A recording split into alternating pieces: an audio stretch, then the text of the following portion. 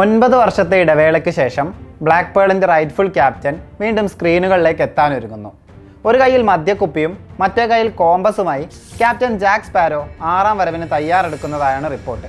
കരിയറിലെ അവിസ്മരണീയമായ കഥാപാത്രത്തിലേക്ക് Johnny Depp തിരിച്ചെത്തുന്നു എന്നതാണ് അതിലെ ഏറ്റവും വലിയ ഹൈലൈറ്റ്. പ്രിയപ്പെട്ട ചക്രവാളത്തിനപ്പുറം ഒരു കൂടിക്കാഴ്ചയുണ്ടെന്ന് പറഞ്ഞാണ് അയാൾ അവസാനമായി ആ കഥാപാത്രത്തിൽ നിന്ന് പുറത്തെത്തിയത്. പലവിധ പ്രശ്നങ്ങൾക്കും വിവാദങ്ങൾക്കും ഇടയിൽപ്പെട്ട് ഇങ്ങനെയൊരു തിരിച്ചുവരവ് ഉണ്ടാകില്ലെന്ന് കരുതിയതാണ്. ഇപ്പോഴിതാ ജോണിയുമായി ചർച്ച നടക്കുന്നുവെന്ന് പൈററ്റ്സ് ഓഫ് ദ കരീബിയന്റെ നിർമ്മാതാവ് തന്നെ വെളിപ്പെടുത്തിയിരിക്കുന്നു. ഫ്രാഞ്ചൈസിയിലെ മുഴുവൻ സിനിമകളുടെയും നിർമ്മാതാവായ ജെറി ബ്രഖ്ഹൈമർ D23 ഇവന്റിലാണ് താരവുമായി ചർച്ച നടക്കുന്നതായി വെളിപ്പെടുത്തിയത്. ഞങ്ങളിപ്പോൾ ഒരു തിരക്കഥയുടെ പിന്നിലാണ്, ജോണിയുമായി ചർച്ചയും നടക്കുന്നുണ്ട്, ഹോപ്പ്ഫുള്ളി എല്ലാം നന്നായി നടക്കുമെന്ന് കരുതുന്നതായും അദ്ദേഹം പറഞ്ഞു. 2017 അവസാന ചിത്രം പുറത്തിറങ്ങിയത് മുതൽ 6ാം ഭാഗം ചർച്ചയിലുണ്ട്. അന്ന് ഫൈനൽ അഡ്വഞ്ചർ തുടങ്ങുക ഡെഡ് മെൻ ടെൽ നോ ടെയിൽസിലൂടെ ആകുമെന്ന് സംവിധായകൻ ജോവാക്കിം റോണിംഗ് പറഞ്ഞിരുന്നു. ഇതിന് പിന്നാലെ നിർമ്മാതാവും സീക്വലിന്റെ കാര്യം കൺഫേം ചെയ്തു. കയാ സ്കോഡിലാരിയോ പുതിയ ഭാഗത്തിൽ തിരിച്ചെത്തുമെന്നും പറഞ്ഞിരുന്നു. എന്നാൽ സിനിമ പ്രൊഡക്ഷനിലേക്ക് കടന്നില്ല. 2019 ക്രെയ്ഗ് മേസിനെയും ടെഡ് എലിയോട്ടിനെയും തിരക്കഥ എഴുതാനായി ഡിസ്നി അപ്പോയിന്റ് ചെയ്തു. 2020 സ്ക്രിപ്റ്റിന്റെ ആദ്യ ഡ്രാഫ്റ്റ് കംപ്ലീറ്റ് ആയി. ഇതിനിടെയാണ് ഡെപ്പിന്റെ മുൻ ഭാര്യ ആംബർ ഹെർഡ് താരത്തിനെതിരെ ഡൊമസ്റ്റിക് അബ്യൂസ് അലിഗേഷൻസ് ഉന്നയിക്കുന്നത്. പിന്നാലെ പൈററ്റ്സ് ഓഫ് ദ കരീബിയനിൽ നിന്ന് താരത്തെ ഡിസ്നി ഡ്രോപ്പ് ചെയ്തതായി റിപ്പോർട്ടുകൾ എത്തി. ഡെപ്പിന്റെ മുൻ ഏജന്റ് തന്നെയാണ് ഇക്കാര്യം വെളിപ്പെടുത്തിയത്. ഇതോടെ ഫ്രാഞ്ചൈസിയിലേക്ക് തിരിച്ചെത്താൻ താൻ താല്പര്യപ്പെടുന്നില്ലെന്ന് ജോണി ഡെപ്പും വ്യക്തമാക്കി. $300 മില്യൺ തന്നാൽ പോലും ഒരു തിരിച്ചുപോക്കില്ലെന്നായിരുന്നു താരത്തിന്റെ നിലപാട്. 2022 മാർഗോ റോബിയെ വെച്ച് ഒരു സെപ്പറേറ്റ് പ്രൊജക്ട് ഡിസ്നിയുടെ പ്ലാനിലുണ്ടായിരുന്നു.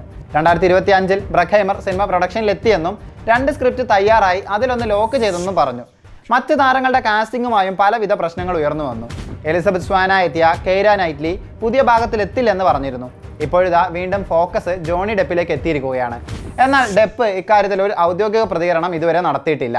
കരിസ്മാറ്റിക് ആയ ക്യാപ്റ്റൻ ജാക്ക് സ്പാരോ ആയി ജോണി ഡെപ്പ് ആദ്യമായി എത്തുന്നത് 2003 $650 മില്യൺ മുകളിലായിരുന്നു സിനിമ അന്ന് നേടിയത്. പിന്നാലെ 4 സീക്വലുകൾ എത്തി. $1 ബില്യൺ കടക്കുന്ന 2 സിനിമകളുള്ള ആദ്യ ഫ്രാഞ്ചൈസായും പൈററ്റ്സ് ഓഫ് ദ കരീബിയൻ മാറിയിരുന്നു. 4.5 ബില്യൺ മുകളിലാണ് മൊത്തം സിനിമയുടെയും ആകെ കളക്ഷൻ. കേസ് നടക്കുന്നതിനിടെ ഫാന്റാസ്റ്റിക് ബീസ്റ്റിൽ നിന്നും റിസൈൻ ചെയ്യാൻ വാർണർ ബ്രദേഴ്സും ഡെപ്പിനോട് പറഞ്ഞിരുന്നു. എബനീസറാണ് പുറത്തിറങ്ങാനിരിക്കുന്ന ജോണി ഡെപ്പിന്റെ അടുത്ത ചിത്രം. നവംബറിൽ സിനിമ തിയേറ്ററുകളിലെത്തും. അയൺമാനായി റോബർട്ട് ഡൗണി ജൂനിയർ എത്തിയതുപോലെ, വോൾവറിനായി ഹ്യൂ ജാക്ക്മാൻ എത്തിയതുപോലെ ജാക്ക് സ്പാരോ ആയി വിസ്മയിപ്പിക്കാൻ ജോണി ഡെപ്പിന് മാത്രമേ സാധിച്ചിട്ടുള്ളൂ. അയാളുടെ സ്വാഗും ഡയലോഗ് ഡെലിവറിയും എല്ലാം ഇന്നും വിസ്മയിപ്പിക്കുന്നതാണ്. ബാക്ക്ഗ്രൗണ്ട് സ്കോർ കേൾക്കുമ്പോൾ തന്നെ മനസ്സിലാക്കാനാകുന്ന ചുരുക്കം ചില കഥാപാത്രങ്ങളിൽ ഒന്നുകൂടിയാണ് ക്യാപ്റ്റൻ ജാക്ക് സ്പാരോ. ആ കഥാപാത്രത്തെ അത്രമാത്രം ഐക്കോണിക് ആക്കാൻ മറ്റൊരാൾക്കുമാകില്ലെന്ന് ഡിസ്നിക്ക് പോലും അറിയാം. ഇപ്പോഴത്തെ തിരിച്ചുപോക്കിനുള്ള കാരണവും ഒരുപക്ഷെ അതുതന്നെയാകാം. ചർച്ചകളെല്ലാം പോസിറ്റീവായാൽ ഹോളിവുഡ് കാണുന്ന ബിഗ്ഗസ്റ്റ് കംബാക്കുകളിൽ ഒന്നാകും ജോണി ഡെപ്പിൻ്റേത്.